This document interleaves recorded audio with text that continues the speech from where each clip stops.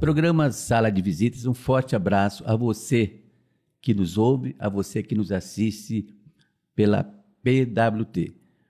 Vamos conversar hoje com Eliane Augusta, de Araújo Miranda, uma perita judicial. O que é perita judicial? É uma das profissões mais importantes que existe, uma de extrema importância dentro do cenário, do âmbito da família, do cidadão e da cidadã.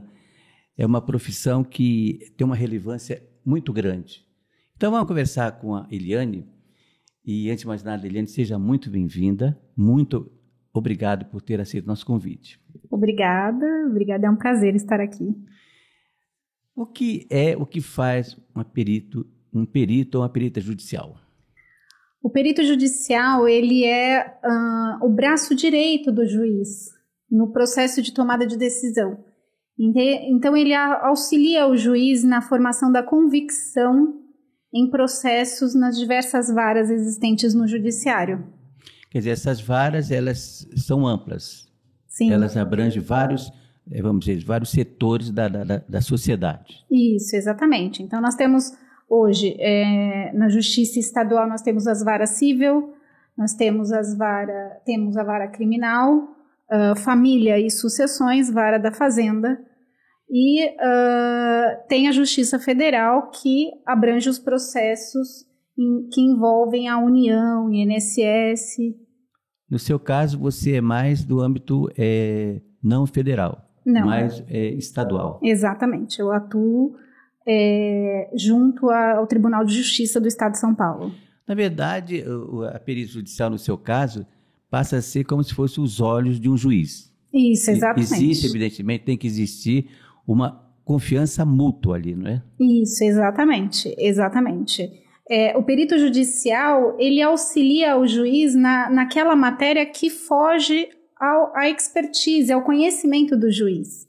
Então, o juiz, ele não tem um conhecimento de toda a matéria, de todas as profissões. Então, ele precisa de um profissional de confiança para poder auxiliá-lo no processo de tomada de decisão.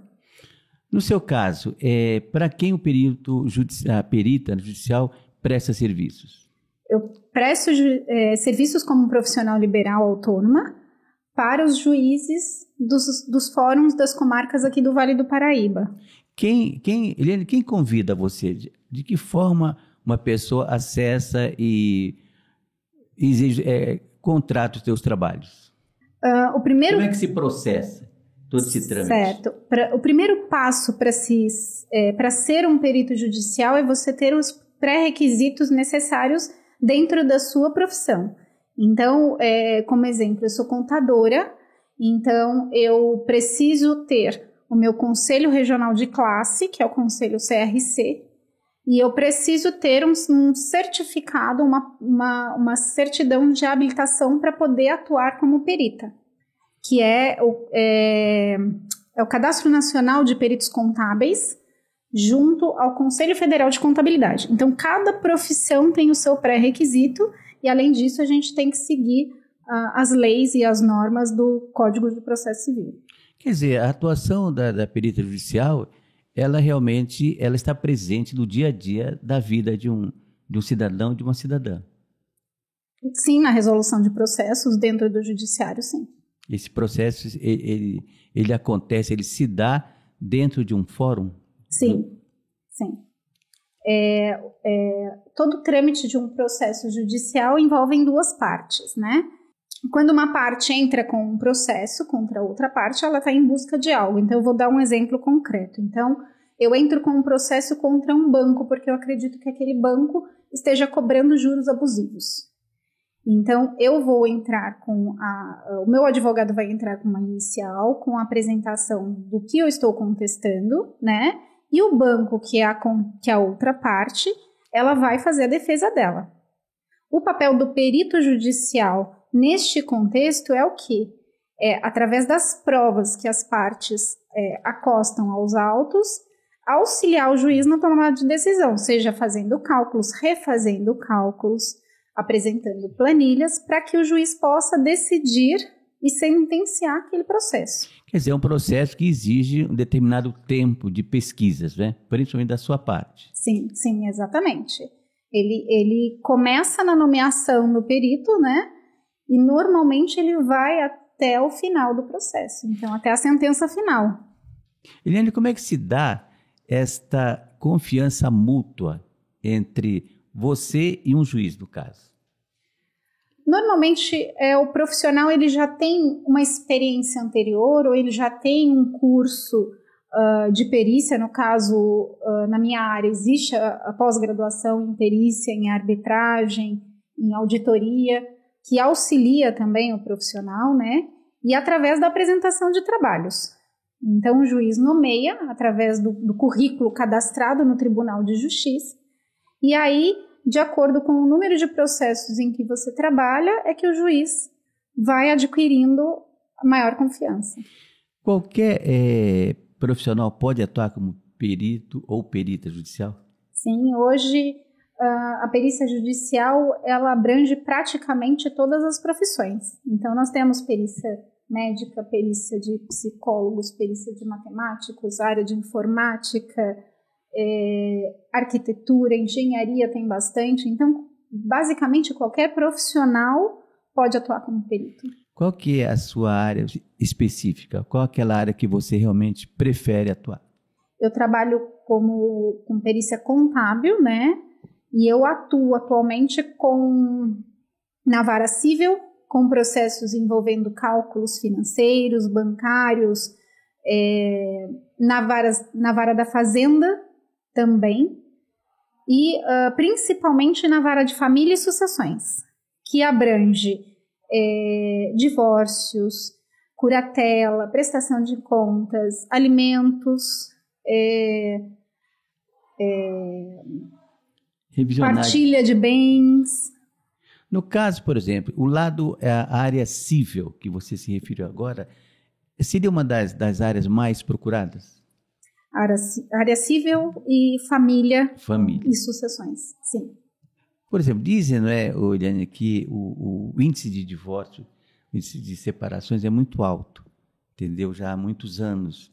E por essa pesquisa feita, por essa conclusão que se chegue, você é muito requisitada para atuar dentro de, por exemplo, de um caso de divórcio, de separações, de desquites? Sim. Sim, tanto na partilha de bens, né, que são comuns ao casal, quanto no cálculo também de alimentos, que é a famosa pensão alimentícia. Então, quando existe divórcio e tem filhos envolvidos, né, existe o cálculo de pensão alimentícia. E aí, quando existe a disputa entre as partes a respeito de valores, percentuais, ou às vezes num cumprimento de algo que já foi sentenciado num outro processo, o perito ele atua também bastante. No caso, por exemplo, o juiz determina que, no caso de pensão alimentícia, ele determina um valor X. Isso é aceito ou pode ser contestado? Sim, exatamente. Pode ser contestado pela parte que é chamada parte requerida. No caso, se o juiz ele bate o martelo e o oponente não aceita, entendeu? Ele recorre a quem? Ele vai para o Superior Tribunal. Aí ele vai já para uma outra instância superior. Segunda instância, no caso. Isso, exatamente. Segunda instância. E isso é comum acontecer? Sim, sim. Qual o papel do perito judicial contábil nas diversas varas do judiciário? Nas varas cíveis, principalmente nas ações de revisões de contratos, nas ações de financiamentos bancários, nas ações de lucros cessantes, que é quando uma das partes se sente prejudicada no seu lucro, então ela entra com uma ação de lucros cessantes. Na vara da família e de sucessões com curatelas, então um curador que é nomeado de uma pessoa, ela é obrigada perante a lei em um determinado tempo, de tempos em tempos, apresentar prestações de contas, então tem que ser através do judiciário, através de processos judiciais, e o perito ele atua nessa prestação, conferindo essas contas, né, na conferência dessas contas, em divórcios e em partilhas de bens, na vara da fazenda com a parte tributária, que envolve IPTU, ICMS, ISS, os diversos tributos que a gente tem hoje em dia, né? Eu gostaria que você falasse um pouco sobre curatela. O que seria na realidade? A curatela é quando existe uma pessoa que ela é incapaz, parcialmente ou totalmente incapaz, e ela precisa dos cuidados de outra pessoa capaz. Normalmente são pessoas da própria família, né? Então eu vou dar um exemplo. Um idoso que hoje não tem mais condições de saúde e precisa dos cuidados, e o juiz nomeia o neto para ser o curador. Então o neto é quem vai fazer a administração e cuidar desse idoso. Então, e aí o juiz, na sentença, ele vai determinar de quanto em quanto tempo que esse neto precisa apresentar as contas, a prestação de contas da gestão dos recursos desse curatelado, que no caso seria o idoso. E também isso aí não se restringe tão somente a um idoso, também a uma criança, por exemplo, a um especial. Sim. Também em relação a pessoas portadoras de necessidades especiais, ou apresentaram doenças, ou acidentes, enfim. Guilherme, no caso de um divórcio, realmente deve ser um momento assim desgastante, não é? Às vezes, na questão de partilha de bens, porque me parece que existe os bens que o casal adquiriu antes do casamento e o que foi conseguido durante o casamento. Realmente, às vezes, existem situações desagradáveis? Assim, sim, bastante.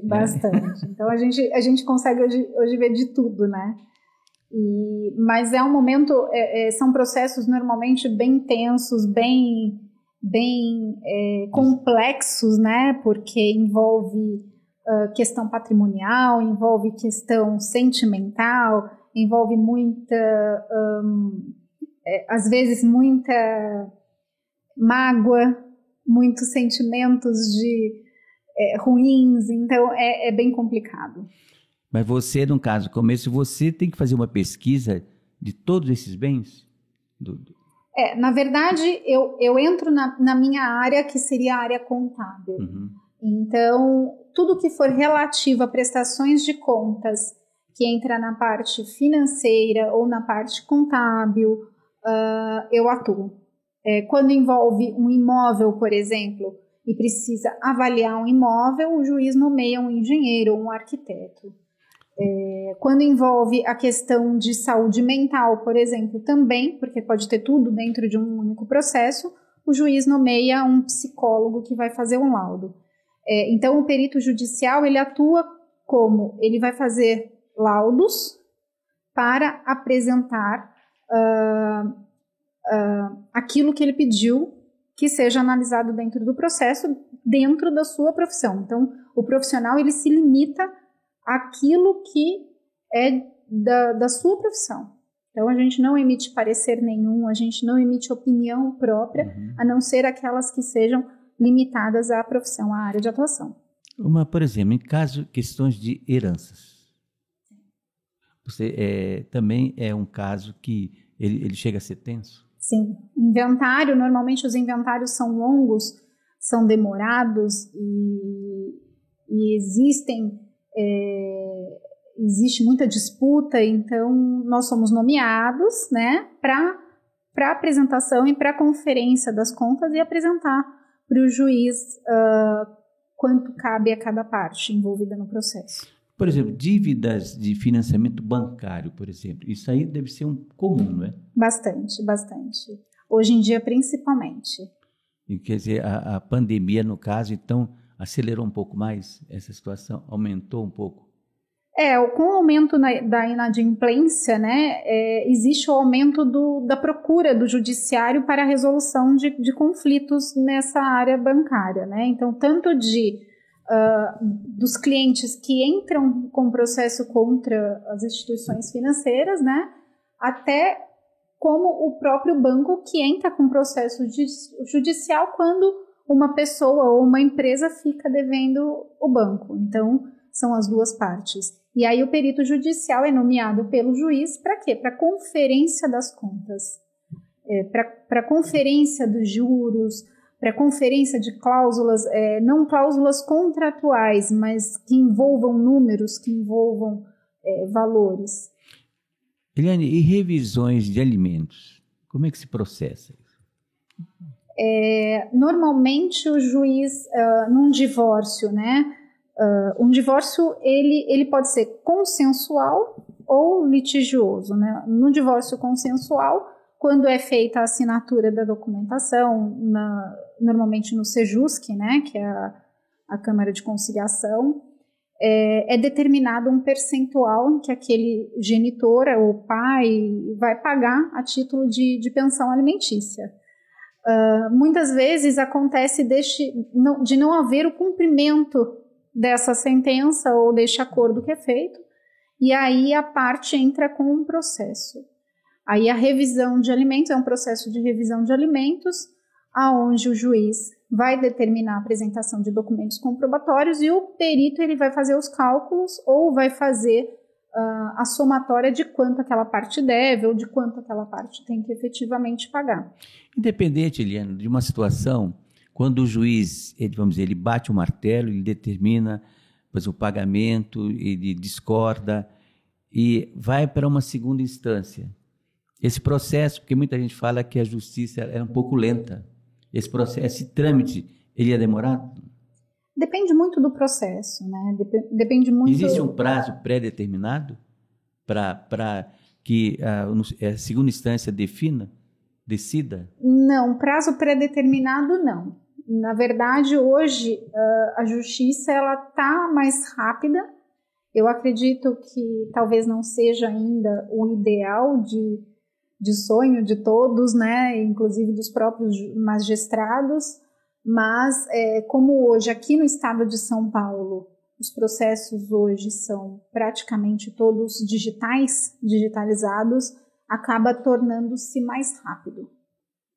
Como é que se processa, como é que se dá a nomeação numa perita judicial? Depois do cadastro no portal de auxiliares da justiça, no Tribunal de Justiça, né, é feito o cadastro do perito. Ele preencheu aqueles pré-requisitos, né? O juiz ele tem acesso a esse banco de dados. Tanto o juiz tem acesso ao banco de dados, como o diretor ou o chefe do cartório, a qual tramita o processo.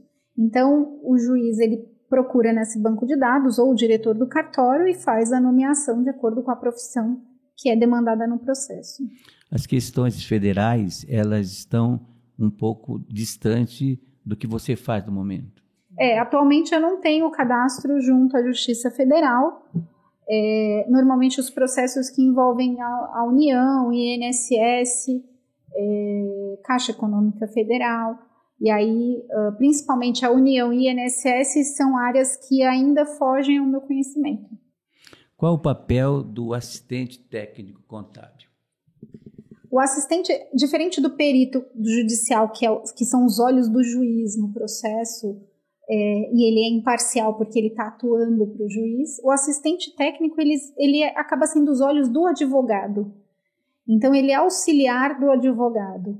Ele auxilia o advogado naquela área que ele também não conhece. Então, na apresentação de um cálculo, na apresentação de planilhas, na inicial, porque são informações mais corretas que vão chegar ao juiz. Então, isso, de certa forma, auxilia o próprio cliente, né? Vai chegar uma hora que a parte pode pedir a perícia para o juiz, e o assistente técnico ele formula quesitos para o perito. Ou seja, dentro daquilo que ele acredita no processo, ou que ele tenha de provas, ele vai formular quesitos para quê? Para que forme a convicção do juiz a favor daquela parte. Eliane, por exemplo, um caso considerado grave, que ele pode chegar, por exemplo, na terceira instância? Você já enfrentou algum caso que, por exemplo, ele vai até o STF? Ainda não cheguei nesse conhecimento. Mesmo você trabalhando na área estadual? Ainda primeira instância. Mas pode chegar até o STF. Acredito que sim. Quer dizer, a segunda instância seria quem, no caso? A primeira instância seria o do juiz, a segunda instância seria qual o nível? Essa questão, eu até peço um parênteses, porque entra muito essa questão eu acho que é desembargador. Desembargadores, eu acho que vai para os desembargadores, eu não tenho certeza. Com relação à remuneração do perito judicial. O perito judicial, ele não é funcionário, é importante dizer que ele não é funcionário do fórum, ele não trabalha registrado no Tribunal de Justiça, né? E aí o perito judicial ele é remunerado de duas maneiras. Existe a justiça gratuita, que é aquela onde o perito judicial ele recebe através de uma tabela da Defensoria Pública. Então, quando as partes são beneficiárias da justiça gratuita, o perito nomeado no processo ele recebe pela Defensoria Pública. É um valor tabelado. E quando a gente fala que a justiça paga, os processos são pagos, né?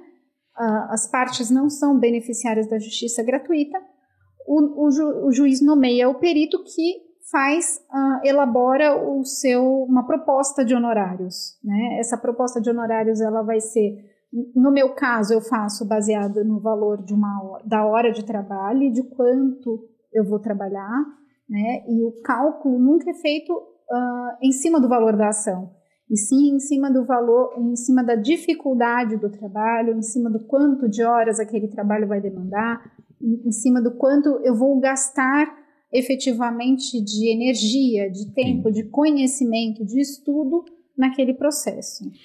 Com relação à Defensoria Pública, é muito comum escritórios de advocacia receberem pessoas já com o documento enviado pela Defensoria Pública, independente do caso. Pode ser um caso criminal, pode ser da área civil, entendeu? Nesse caso, o advogado ele é obrigado a aceitar ou não? Ele pode recusar? O advogado que é cadastrado junto à Defensoria Pública, né, ele aceita os processos, sim. Agora, no caso da remuneração, você me falou que existe pela Defensoria Pública, no caso, se você não for cadastrado, você pode recusar. O perito ele é nomeado, né? Tanto a justiça gratuita quanto a justiça paga, o perito ele pode recusar aquele trabalho. Ele pode recusar porque ele já tem muito trabalho em andamento, ele pode recusar porque ele não tem muito conhecimento na área, porque como é um trabalho de extrema confiança do juiz, é um trabalho em que o perito ele tem que ter bastante conhecimento naquela área. Então, um exemplo que eu te dou é previdenciário,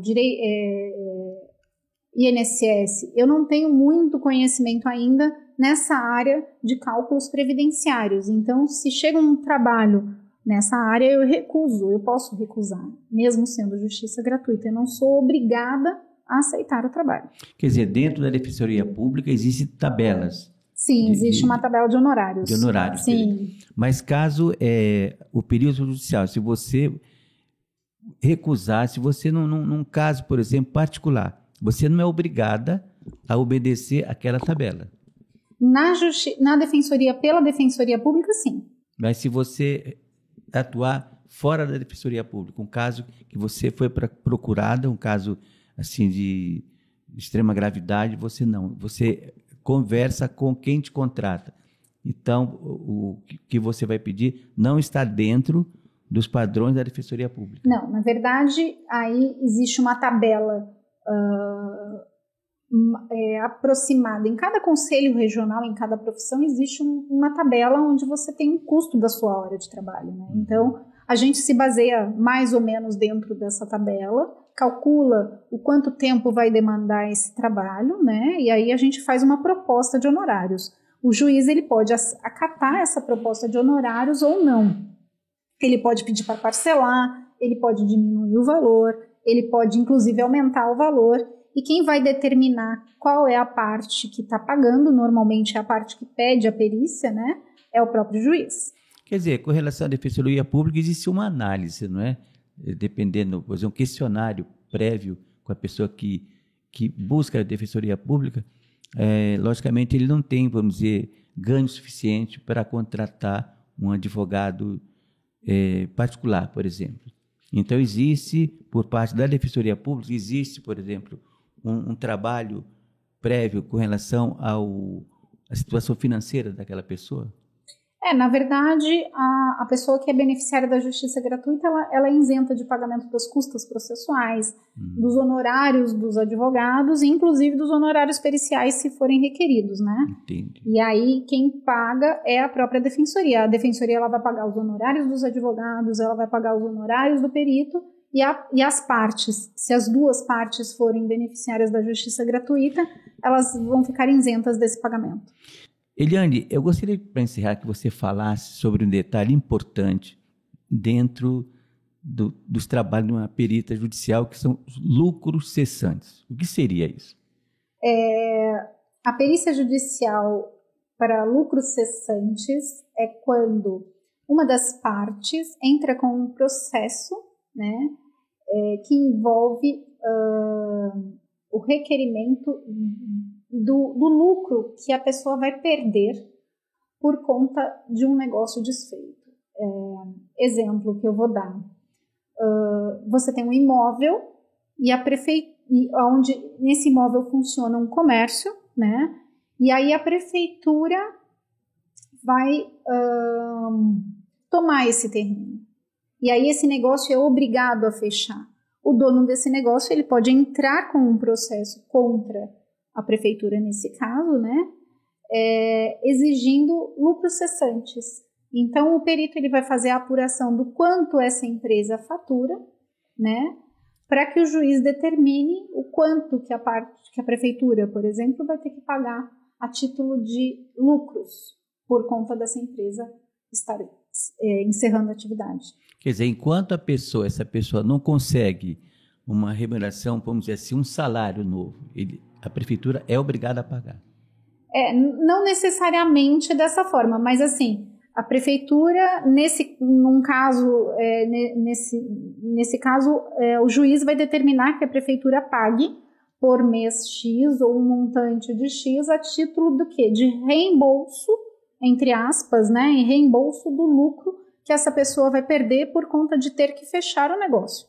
Não condicionado a ele ter outro negócio, mas sim por conta dele ser obrigado a entregar, a fechar o negócio dele e perder aquela fonte de renda que ele já tinha. Quer dizer, esse caso de lucros cessantes é comum? Sim, bastante. Tá certo. Eliane, eu gostaria que, antes de mais nada, agradecer a sua presença, toda a sua atenção. Eu gostaria que você deixasse, para quem nos assiste, para quem nos ouve, uma mensagem sobre o seu trabalho. Esteja à vontade. O trabalho de perícia contábil, de perícia em qualquer área, né, em qualquer profissão, o trabalho como assistente técnico é uma profissão maravilhosa, é uma área que está em ascensão, é um trabalho gratificante, foge completamente à rotina e é um trabalho que hoje está sendo muito bem visto porque o judiciário precisa muito desses profissionais que estejam dispostos, né, a auxiliá-los na formação da convicção, na rapidez dos processos judiciais. Que bom. Eu gostaria que você deixasse para todos os seus contatos, as suas redes sociais, para futuros contatos. Eu estou no Instagram como Eliane_de Miranda.